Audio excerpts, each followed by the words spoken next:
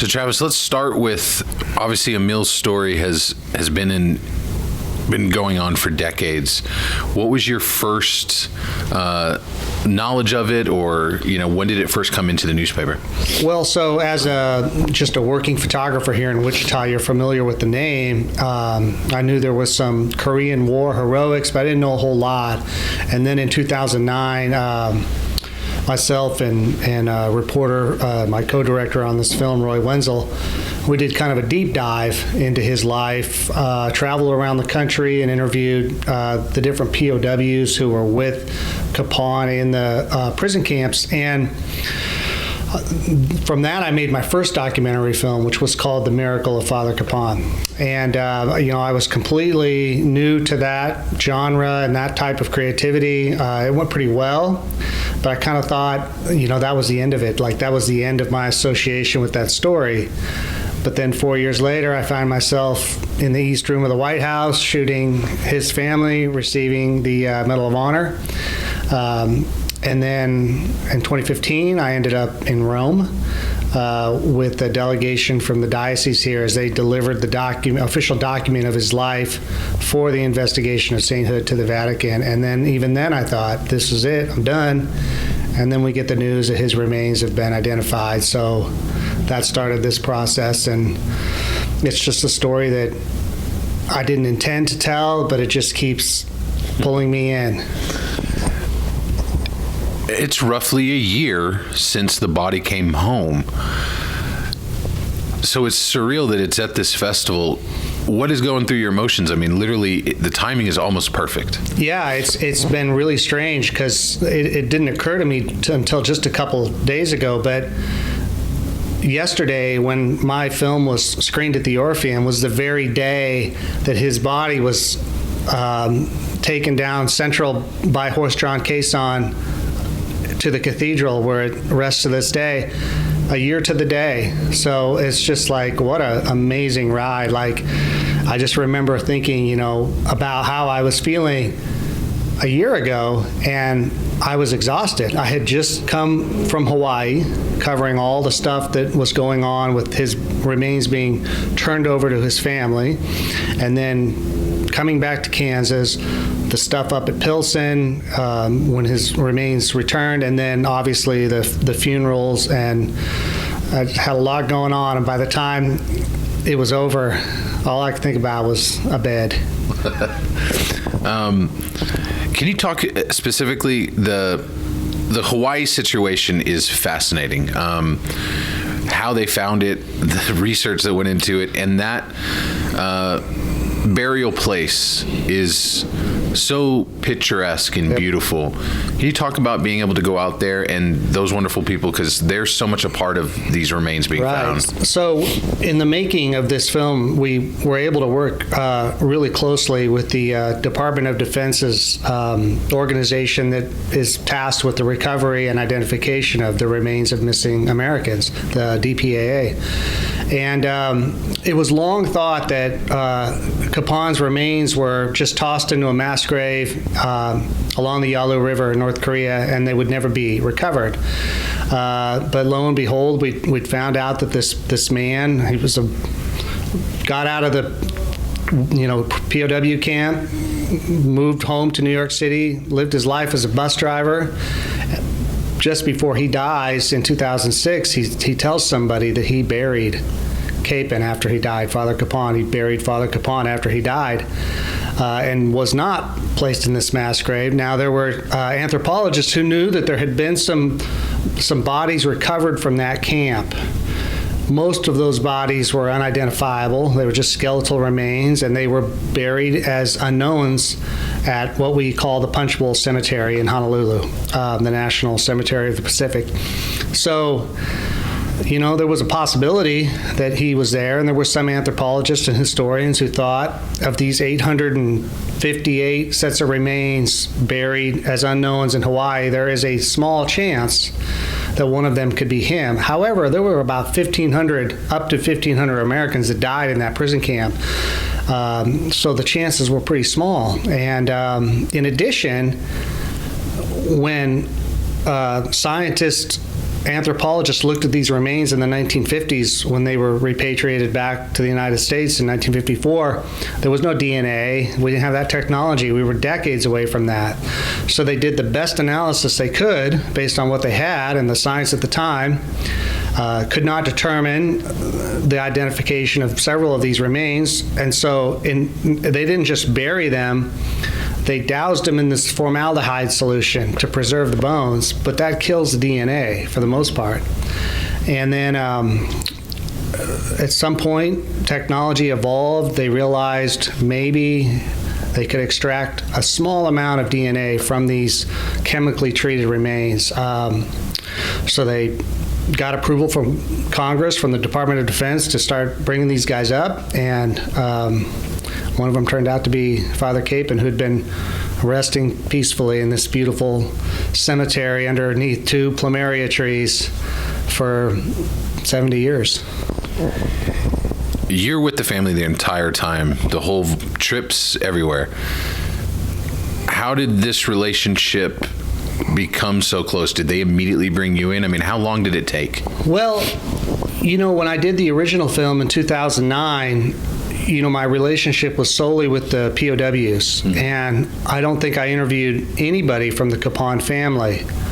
And it wasn't until the Medal of Honor ceremony in 2013 that we really got to know the Kapaun family better, particularly Ray, his nephew, who accepted the medal on his uncle's behalf from President Obama. And Ray's kind of become sort of the spokesperson of the family. And, he grew up out in Colwich, but he lives out in Washington now. And we just, maintained a friendship with Ray over the years. Ray asked Roy and I to be pallbearers for his mother's funeral. So there was just a relationship there. So when the news broke about the remains, we weren't sure what to do for a while. And then when the time came when Roy and I decided to try to make a go of this, obviously the first person that we reached out to was Ray, because we knew that Ray was going to be kind of calling the shots as far as almost everything, in addition to the diocese.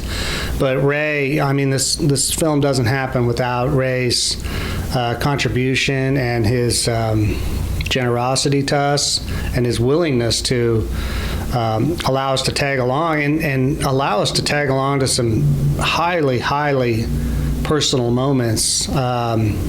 Particularly, there's a moment the day before the funeral. 2 of the surviving POWs, and there aren't very many left, came to Wichita.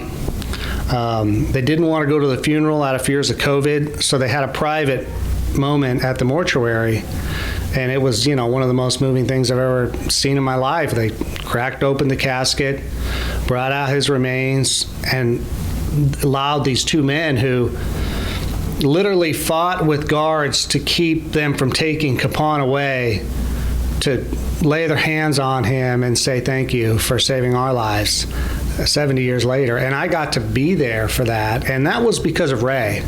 So it was, obviously without that relationship, this doesn't happen. It's such an amazing moment. Just to hear them 2 talking about Emil as Father Kapaun is, I don't know anyone who couldn't watch it and tear up. It was amazing. Yeah, and I've had so many amazing moments like covering this story, not just the parts for this documentary, but like I remember in Rome, like we got to do a nighttime private tour of the Sistine Chapel, and I got these permissions that Russell Crowe and Jason Momoa weren't supposed to have, that I could take photographs in there. And at one point, the other people with us shuffled out, and I'm standing underneath the greatest piece of artwork in human history, maybe, by myself in that room with no one else. Roy actually took a picture from a distance, but I was just thinking, man, how lucky am I to be able to experience these things? It's all because of the story. And I didn't think that would ever be topped until that day in the mortuary, when after the men, the POWs finished their moment, Ray told Roy and I, why don't you 2, you've been his storyteller for 13 years now. So I got to lay my hands on his remains, and I remember like feeling kind of this electricity through me, and I just whispered, I hope I've done right by you. And it's just like, how fortunate am I to have these kinds of life experiences, all because of a camera and being a storyteller. What was what was last night like for you then? You mean for the screening? Yeah. So, it's just been kind of an amazing trip because, when you work in daily newspaper journalism like I do, you don't typically get to experience these kinds of things. You do your work. At heart, I'm a still photographer. I'll always be that. But, I won an Emmy in July, and I'm like, wait, I didn't plan on this when I went to journalism school to be a newspaper photographer, but yet here I am. I won a regional Emmy Award. I'm at a film festival, and my name is up on a giant screen in one of the coolest historic theaters in town, and there's something I made. It's really, really trippy. So I wouldn't say it was emotional. I kind of already dealt with all those things, particularly when I finished making the film last November, but it's definitely a real honor to be amongst filmmakers. I feel like a little bit of an outsider, and I'm still kind of dealing with that a little bit. I feel like, maybe I won't be accepted here or something, and that's not been the case at all, but it was definitely very surreal yesterday. So I know you obviously always use your camera to take photos. Has this inspired you to look into other stories or want to do this again? Yeah, this is actually the third documentary, so 2 about Kapaun. I made a documentary film 3 years ago about a local musician that survived a traumatic brain injury, and then there was some copyright issues that came about afterwards that sort of put a death to that after it came out. I learned a lot of lessons from that. I obviously want to do it again, and I'm always thinking about what's the next story, and I really stress myself out looking for the next story, and maybe something comes along, I think, well, that's not compelling enough. I'd like to find something that's got appeal not only to folks locally, but maybe nationally or around the world. And I don't know what that story is, but I know that making a documentary is like, it's a experience hard to describe. I think it must be like maybe how a musician feels making an album, where you put so much into it, and it is at least the way I do it, it's a lot of work because, I'm doing all the photography, all the editing, everything besides the music, essentially. And, it's exhausting, but like in a good way. Like there's no better feeling that when you finish something that you work that hard on. And I've never felt that in still photography. That's a fairly quick turnaround process of work, but yeah, I very much want to do this. I hope to make connections here to find a way to, maybe different avenues of doing it. Obviously I love doing it for the Eagle. I think now that the newspaper has transitioned to an online product, there's a place for me to do these kinds of things. I just did last week I finished up a short documentary about the 100th anniversary of the Orpheum, and that was equally inspiring and fun. But yeah, I definitely want to dip my toe back into a full-length feature again. We'll definitely do it because you've made some very powerful material. I was blown away by it. His story is incredible, but the access and what you've given us is something special. Yeah, I get concerned maybe when I'm afraid, like, maybe a potential viewer of this might be like, oh man, a documentary about a priest? Come on. Like, how good can that be? And that was my reaction the first time I was approached about doing a story about him in 2009. But, and I'm not a religious person at all. But I'm inspired by his story, and I'm inspired by him. Mostly this idea of selfless service to others, like that you just give yourself to helping other people. And I feel like in this hyper polarized world we live in, I want to tell stories like that. He's just one example. So I hope that as I continue to tell stories in this format, that I can find subjects like him that inspire us in this time of, such polarization. So I'd love to give you a chance to kind of wrap it up. I love being here at Tallgrass, 20th year of it. It's been stubbornly independent this entire time. What is the festival, but also what does Wichita have to offer for, film and more than that? The history of this town, it's a fun place. We come here from Dallas, now 4 or 5 years. There's something special going on, not just Tallgrass, but also the city. Yeah, I've been a photographer for the Wichita Eagle for 25 years now, and I feel like I came here from Nebraska, and I felt like when I first moved here that Wichita was a town that maybe people weren't as proud to be from here as maybe the people were in Nebraska or people from Texas are. But in the last 10 or 15 years, there's kind of been this surge of civic pride that I don't know where it came from. Maybe it's just a younger generation has brought it in, but I think Tallgrass is one of many things that have helped made people sort of change their attitude about being from Wichita. It's gone from, I'm from Wichita to I'm really proud to be from here.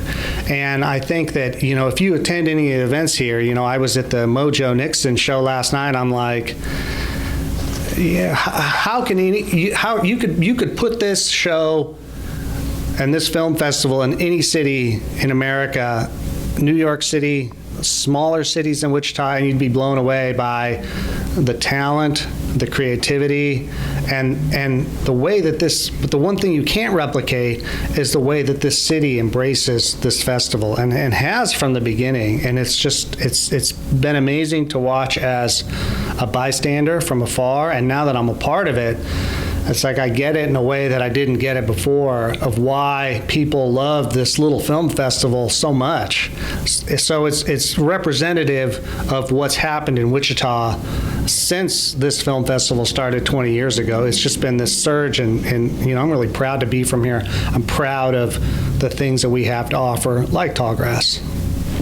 Travis, thank you for chatting with us, but more importantly, thank you for telling this story over the last few decades. It's amazing to see Father Kapaun's story on the screen. Thank you. It's been a pleasure. I keep thinking I'm done, but I have a feeling it'll call me back again someday, so we'll see. But thank you for having me. Well, definitely. Hopefully we'll talk to you soon. Thank you.